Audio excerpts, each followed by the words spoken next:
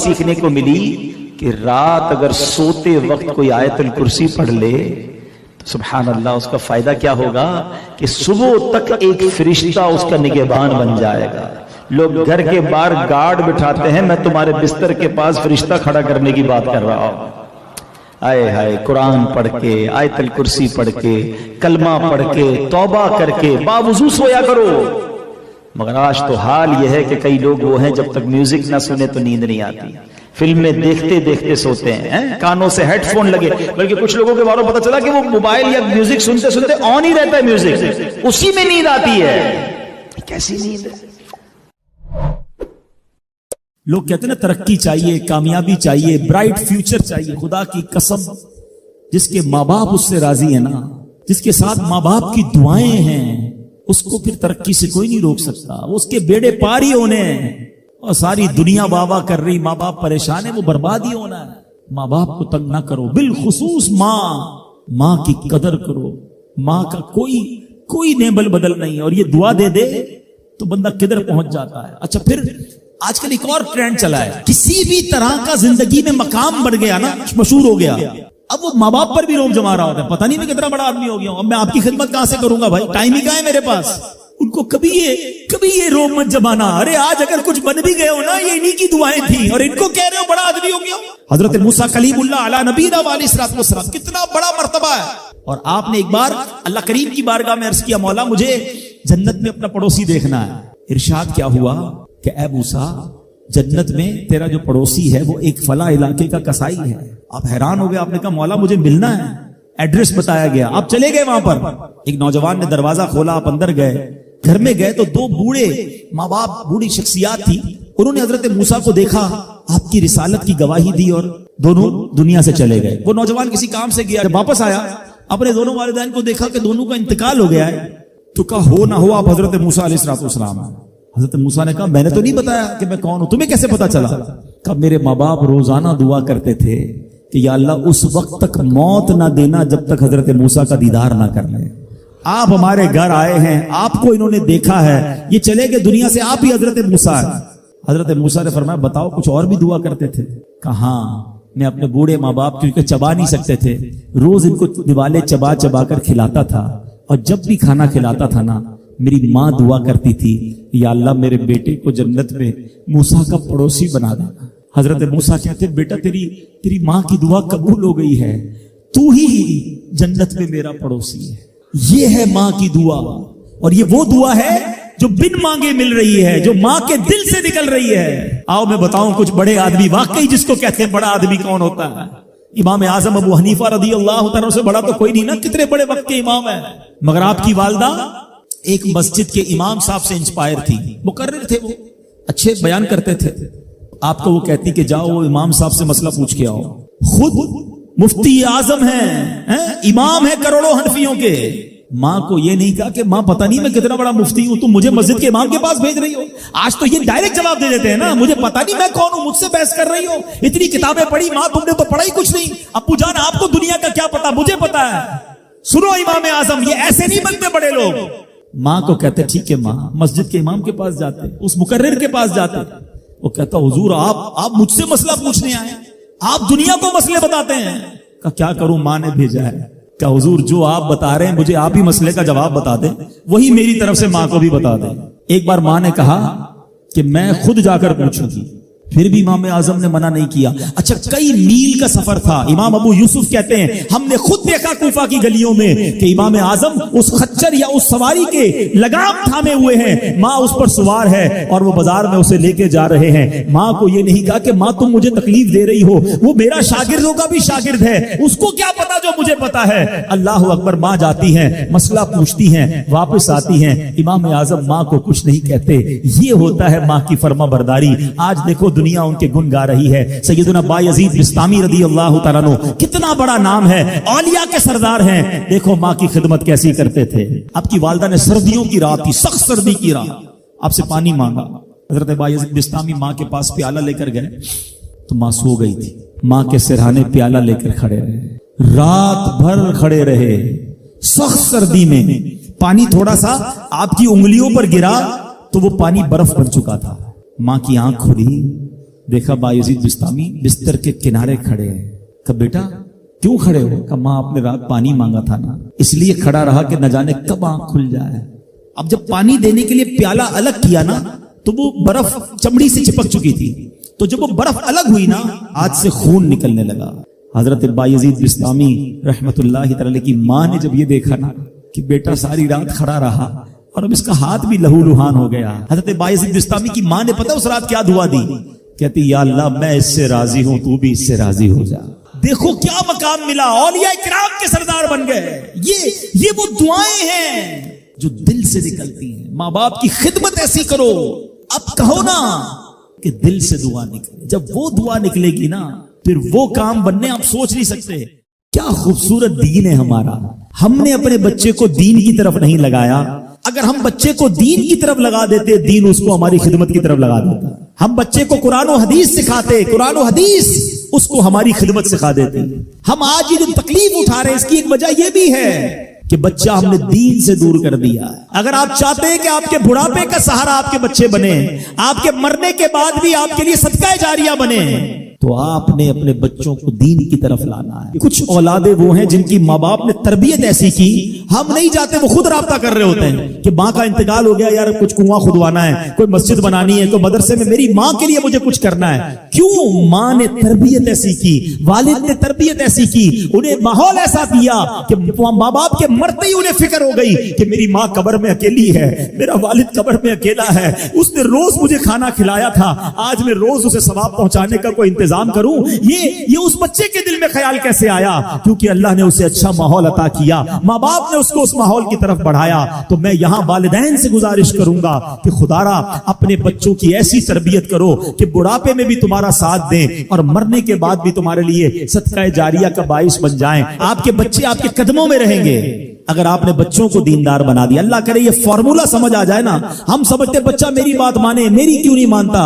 ارے پہلے سے اللہ رسول کی بات منانے والا بنا دو، یہ تمہاری بھی ماننے والا بن جائے گا. کیونکہ جب یہ جائے گا نا دین کی طرف، اسے قرآن ماں باپ کی طرف بھیجے گا، اسے حدیث ماں باپ کی طرف بھیجے گی، اسے علماء کرام ماں باپ کی طرف بھیجیں گے. ہم اس راستے پر بھیج دیں جہاں سے یہ بچہ مجھے واپس مل جائے. سورہ فاتحہ 100 مرتبہ پڑھ کر جو دعا مانگی جائے وہ قبول ہوتی ہے. سورہ بقرہ کی تلاوت سے شیطان گھر سے بھاگ جاتا ہے. آیت الکرسی پڑھنے سے محتاجی دور ہوتی ہے. سورہ کہف کو ہمیشہ پڑھنے والا دجال کے فتنوں سے محفوظ رہے گا. والدین کی قبر پر ہر جمعہ سورہ یاسین کی تلاوت کرنے سے اس کی حروف کی تعداد کے برابر ان کے گناہ بخش دیے جاتے ہیں. سورہ الدخان پڑھنے سے مشکل دور ہوتی ہے. جو قریب المرگ ہو اس پر سورہ جاسیہ کا دم کرنے سے خاتمہ بالخیر ہوتا ہے. سورہ حجرات کا پڑھنا اور دم کر کے پینا گھر میں خیر و برکت کے لیے مفید ہے. سورہ قاف پڑھنے سے جو باغ ہوتے ہیں ان کے پھلوں میں کثرت ہوتی ہے. سبحان اللہ. سورہ رحمان 11 بار پڑھنے سے تمام مقاصد پورے ہوتے ہیں. سورہ واقعہ جو شخص روزانہ پڑھے گا اسے کبھی فاقہ نہ ہوگا. سورہ ملک کو ہر رات پڑھنے والا عذاب قبر سے محفوظ رہے گا. سورہ مزمل کو 11 بار پڑھنے سے ہر مشکل آسان ہو جاتی ہے. سورہ مدثر کو پڑھ کر حفظ قرآن کی دعا مانگنے سے قرآن کریم کا یاد کرنا آسان ہو جاتا ہے. جو بچے حفظ کر رہے ہیں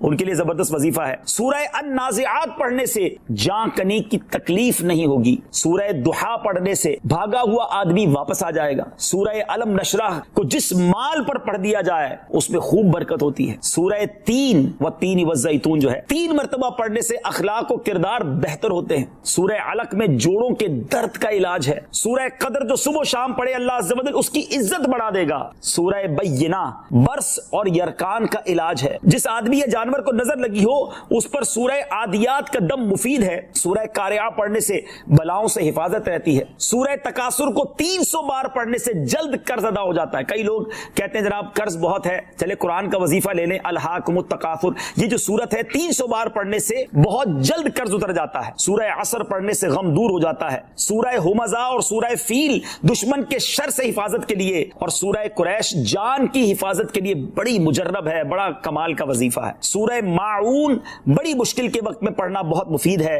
سورہ کوثر کی تلاوت سے بے اولاد صاحب اولاد ہو جاتا ہے. کئی بے اولاد بھی وظائف مانگ رہے ہوتے ہیں. سورہ کافرون 1/4 قرآن کے برابر ہے. سورہ زلزال نصف قرآن کے برابر ہے. سورہ اخلاص 1/3 قرآن کے برابر ہے. اور سورہ فلق اور سورہ ناس سے جن اور شیطان اور حاسدوں کے شر سے حفاظت رہتی ہے. پھر کیوں نہ ہم قرآن سے دوستی کر لیں، کیوں نہ قرآن کو اپنا ورد بنا لیں. اللہ چاہتا ہے کہ یہ بندہ اس رینک تک پہنچ جائے. جائے اللہ اس پر آزمائش بھیجتا ہے تاکہ میرا بندہ صبر کر لے تو اس کو وہ مرتبہ عطا ہو جائے. ہائے ہائے، یعنی آزمائش مجھ پر میرے رینک بلند کرنے، میرے درجے بلند کرنے آئی، اور ہائے میری بے صبری کہ میں نے وہ سب ثواب ضائع کر دی. نہ کریں میرے پیارے اسلامی بھائی، مشکلیں آتی ہیں. اچھا پھر پتہ ہے پرابلم کیا ہے؟ ہمارا ایک اور بڑا ایشو ہے، ہم کسی کو مسکراتا دیکھتے ہیں، کسی کو اچھے کپڑے دیکھ لیتے ہیں، کسی کی بڑی گاڑیاں دیکھ لیتے ہیں، کسی کا بڑا گھر دیکھ لیتے ہیں، ہمیں لگتا ہے یار یہ کتنا مزے میں، یار میں ہی اکیلا پریشان ہوں. یہ آپ کی بھول ہے. ایک بات یاد رکھیے گا، زندگی کی گاڑی مسائل کے پہیوں پر ہی چلتی ہے. امیر کے مسئلے اور ہیں، غریب کے مسئلے اور ہیں. شہرت جس کو ملی ہے نا اس کے پرابلمز اور ہیں، جو غیر معروف ہے اس کے پرابلم اور ہے. زمانے میں ہر کسی کو کچھ نہ کچھ ایشو ضرور ہے. یہ نہ سمجھے کہ یار یہ اتنا مسکرا رہا ہے، کیا پتہ اس مسکراہٹ کے پیچھے کتنے دکھ چھپائے بیٹھا ہے. آپ یقین کریں، بلیو کریں، ایسا نہیں ہے کہ سب لوگ 100% خوشحال ہیں. پرابلم سب کے ساتھ ہوتے ہیں. میں کیا کیا بتاؤں آپ کو، ہمارے پاس تو لوگ دعائیں کروانے آتے ہیں نا، ایسی پرابلم بتاتے ہیں کہ پیروں سے زمین نکل جاتی ہے. بعض اوقات ہم اتنے بڑے گھر میں جاتے ہیں، اس کی گاڑیاں کروڑوں روپے کی کھڑی ہیں، ان سے ملاقات ہوئی، وہ کہتے ہیں حضرت آپ سے ایک الگ سے دعا کروانی ہے. جب وہ بیچارہ اپنا مسئلہ بتاتا ہے نا، ہمیں لگتا ہے یار ہمارا تو غم ہی کچھ نہیں ہے. کتنی بڑی آزمائش سے گزر رہا ہے، کتنی بڑی پرابلم سے گزر رہا ہے. میں آج کی آپ کو مثال دیتا ہوں. ایک ہمارے بہت اچھے بھائی تھے، آج سے کچھ عرصہ پہلے انہوں نے ہمیں ایک ماشاءاللہ پراپرٹی دعوت اسلامی کے لیے، بچیوں کے مدرسے کے لیے دی، اور اس کے چند دنوں بعد ان کا وصال ہو گیا. ان کو بیچاروں کو کینسر تھا. میں ان کے گھر پہ دعا کرنے گیا. ان کے بیٹے نے مجھ سے جب گلے لگانا تو بیٹا رونے لگا. اچھا میں سمجھا کہ بیچارہ اپنے والد کو یاد کر کے رو رہا ہے، ظاہر ہے 16 دن پہلے انتقال ہوا. اندر گئے، دعا کی. اس کے بعد میرے کان میں کہتا ہے کہ عبدالرحیم بھائی اس وقت میری زوجہ ہاسپٹل میں ہے. میں نے کہا کیا ہو گیا؟ کہ میری وائف کو بلڈ کینسر ہو گیا ہے. والد کا کینسر میں انتقال ہوا ہے. اللہ نے بڑا نوازا ہے ان کو، جیولرز ہیں. لیکن میں یقین کریں، میں آپ کو سچ بتا رہا ہوں، میں گاڑی میں بیٹھ کے میں بھی رونے لگا، کیونکہ وہ بندہ جب مجھے چھوڑنے آیا نا پھر میرے گلے لگ کے رو رہا تھا. میں سوچنے لگا یار کتنا دکھ ہے لوگوں کو، اللہ نے کتنی بڑی ہم پر مہربانیاں کی ہیں. اگر مجھے کوئی بڑی بیماری نہیں ہے، میرے بچے میرے ساتھ ہیں، میری فیملی میرے ساتھ ہے، نہیں چاہیے یار دنیا کے سارے اللہ تللے، نہ ملے اتنی ساری لگژریز، صحت سے بڑھ کے کچھ نہیں ہے، مگر ہمیں اس کی قدر ہی نہیں ہے، ہمیں اس کی کوئی اہمیت کا اندازہ ہی نہیں. پوچھو ان سے، کروڑوں روپے ہیں مگر علاج نہیں ہو پا رہا، ڈاکٹر بعض اوقات مایوس کر دیتے ہیں. کتنا تکلیف میں ہیں لوگ، اور ہم ہیں کہ چھوٹی چھوٹی باتوں پر بے صبری. صبر تو کریں، اللہ کی رضا پر راضی تو رہیں. میں نے آپ کو خاندان نبوت کا واقعہ سنایا، ارے کھانے کو کچھ نہیں ہے. کاش یہ بات ہمیں سمجھ آ جائے اور ہم ہر حال میں اللہ کا شکر ادا کرنے والے بن جائیں. اور ایک اور میں آپ کو بات بتاؤں، ہم جو دنیا والوں کو بتاتے ہیں نا، ہوتا کچھ نہیں ہے اس سے. مت بتایا کرو دنیا والوں کو، صحیح بتاتا ہوں، مت بتایا کرو، اپنے غم مت بتایا کرو، ثواب بھی چلا جاتا ہے. اور بعض اوقات یہ دنیا والے نا ہمارا مذاق بھی اڑاتے ہیں. ہم جب کسی کو اپنا پرابلم بتاتے ہیں نا، ہمارے سامنے تو بڑے اچھے بنتے ہیں کہ اچھا ٹھیک ہے میں کرتا ہوں کچھ. بعد میں جا کے دنیا میں باتیں کرتے ہیں، آیا تھا میرے پاس، اس کا یہ مسئلہ ہے، ہاں باتیں بڑی کرتا ہے، بڑی پرابلم میں ہے. کیوں بتاؤں میں دنیا والوں کو؟ نعت کا شعر ہے نا، کسی کا احسان کیوں اٹھائیں، کسی کو حالات کیوں بتائیں. کیوں بتاؤں میں دنیا والوں کو مجھے کیا غم ہے نا. میرے آقا سلامت رہے ہیں، اللہ کے حبیب علیہ الصلوۃ والسلام ہیں، اور رب عز و جل کی بارگاہ ہے، میں ادھر عرض کروں نا. کسی کا احسان کیوں اٹھائیں، کسی کو حالات کیوں بتائیں. آقا تم ہی سے مانگیں گے تم ہی دو گے، تمہارے در سے ہی لو لگی ہے. ہاں اللہ رسول کی بارگاہ میں عرض کیا، ادھر آنسو بہاؤ، نہ بتاؤ دنیا والوں کو. ایک اور کمال کا شعر ہے کہ دنیا والے تو درد دیتے، دنیا والے تو درد دیتے ہیں، زخمی دل کی دوا مدینہ ہے. تو جب دنیا والوں نے کوئی ہمارا بھلا کرنا بھی نہیں، نہ ان کے ہاتھ میں ہے، شفا دینے والی ذات میرے رب کی، برکت دینے والی ذات میرے رب کی، تو اللہ سے ہی باتیں کرو نا. تو آج سے یہ ذہن بنا لے میرے پیارے اسلامی بھائی، مشکل آنی ہے تو صبر کے ساتھ وہ وقت گزارنا ہے، اللہ کی رضا پر راضی رہنا ہے. وہ بڑا کریم ہے، وہ اپنے غیب کے خزانوں سے آپ کو عطا فرمائے. توجہ بیان کی طرف رکھیے گا. اور اب آتے ہیں اس پورے واقعے سے ایک اور خوبصورت بات جو ہمیں سیکھنے کو ملی، اور وہ بات کیا ہے کہ نبی پاک کے خاندان کی سخاوت کیسی تھی. مولا علی شیر خدا کے پاس صرف 6 درہم تھے، آپ نے وہ سب کے سب دے دیے. مگر آج حال یہ ہے کہ لوگ اپنی زکوٰۃ ادا نہیں کرتے. آج زکوٰۃ لوگوں کو بھاری پڑنے لگ گئی ہے. جب کیلکولیٹ کرتے ہیں کہ جناب کروڑوں روپے زکوٰۃ، تو اس کے بعد ان کو بھاری لگتی ہے. نہ کریں ایسا. یہ زکوٰۃ مال کا میل ہے، اور اگر یہ مال کا میل آپ کے مال سے جدا نہ ہوا تو یہ آپ کے مال کو بھی میلا کر دے گا. ایک بات یاد رکھیے گا، سرکار دو عالم صلی اللہ تعالی علیہ وسلم کا یہ فرمان ہے، اپنی زکوٰۃ ادا کر کے اپنے مال کو مضبوط قلعوں میں قید کر لو. اگر میں اور آپ چاہتے ہیں نا کہ میری آپ کی پراپرٹی سیکیور رہے، ہمارے مال و اسباب سیکیور رہے، تو حدیث پاک میں تو فارمولہ موجود ہے کہ اپنے مال کو زکوٰۃ دے کر مضبوط قلعوں میں قید کر لو. لیکن یہاں زکوٰۃ دینے کے لیے تیار نہیں، لوگ لم سم نکال دیتے ہیں، کیلکولیٹ نہیں کرتے. یاد رکھیے یہ مال ہی عذاب بن جائے گا اگر آپ زکات پوری ادا نہیں کرتے. اگر ہمارے پاکستان میں سارے سرمایہ دار کچھ نہ کریں, اپنی زکات پوری ادا کر دیں, سارے زمیندار اپنی زکات پوری ادا کر دیں, آپ اپنی آنکھوں سے دیکھیں گے کہ غربت کتنی جلدی ختم ہوتی چلی جا رہی ہے. میں نے ایک بار کیلکولیشن کی, ذرا سنیے گا. پاکستان زرعی ملک ہے, ٹھیک ہے, اور اس کی زراعت کی جو کیلکولیشن ہے وہ انٹرنیٹ پر موجود ہے. You can search your self. آپ چیک کر لیں کہ 2023 میں پاکستان کی ٹاپ 20 کراپس کون کون سی ہوئی ہیں. آپ انٹرنیٹ پر خود ڈھونڈ لیں, آپ کے سامنے اس کراپ کی کیلکولیشن بھی آ جائے گی کہ اتنے ملین ٹن, اتنے جناب کروڑ کے جی جو ہے وہ گندم ہوا تو کاٹن ہوا.